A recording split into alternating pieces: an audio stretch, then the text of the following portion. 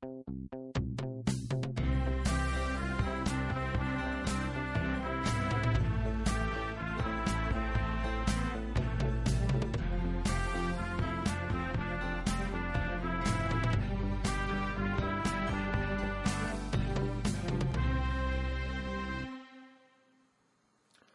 this is Mark Hibben for Technomicon Media with a video review of the new Apple iPhone 4S, which I happen to have in my hands right here. I realize that some people were a little disappointed that Apple didn't roll out an all-new phone, but with the inclusion of the Apple A5 processor and the new iOS 5 operating system, this is a new phone in all but appearance.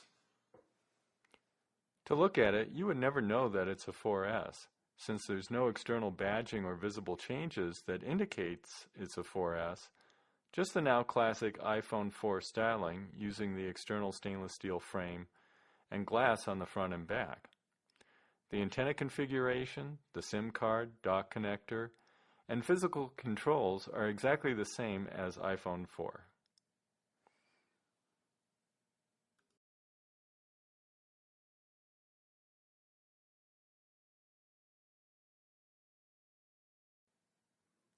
The iPhone 4S also retains the 960 by 640 pixel Retina display. Our videos of the display can't really do it justice, so we're using captured HDMI output instead. It is the sharpest LCD display we've ever seen on a phone. We just wish that it was physically larger. Often displayed text and graphics seem microscopic, even when they are still clearly resolved by the naked eye. For most people with normal eyesight, the resolution of the display is simply wasted. The important changes in iPhone 4S are all on the inside. Apple now equips iPhone with the identical A5 processor used on the iPad 2. The A5 is what's called a system on chip that integrates dual processor cores, graphics processing, and a lot of different interfaces all on a single silicon die. The processor cores are based on designs licensed from ARM Holdings, the British chip design firm.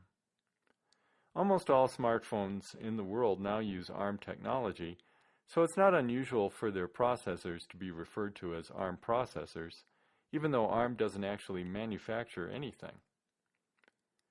The A5 itself is currently made by Samsung, and the chip package also includes 512 megabytes of RAM on a separate silicon die. Use of the A5 endows the iPhone 4S with most of the features of the iPad 2, including faster processing and better graphics capability. In effect, the iPhone 4S has become a pocket version of the iPad 2 that you can also make calls with. Other important changes on the inside include an all-new back-facing camera, reportedly made by Sony, which is capable of 8-megapixel still photos and 1080p video recording at 30 frames per second. Later in this review, we'll be taking a closer look at these features, the faster processor, better graphics, and camera, in terms of real-world performance. Just as important as the hardware changes are the software changes in iPhone 4S. iPhone 4S features iOS 5, which has a lot of great new features including iCloud, improved push notifications, and Siri voice recognition, and we'll be taking a look at many of these new features later in this review.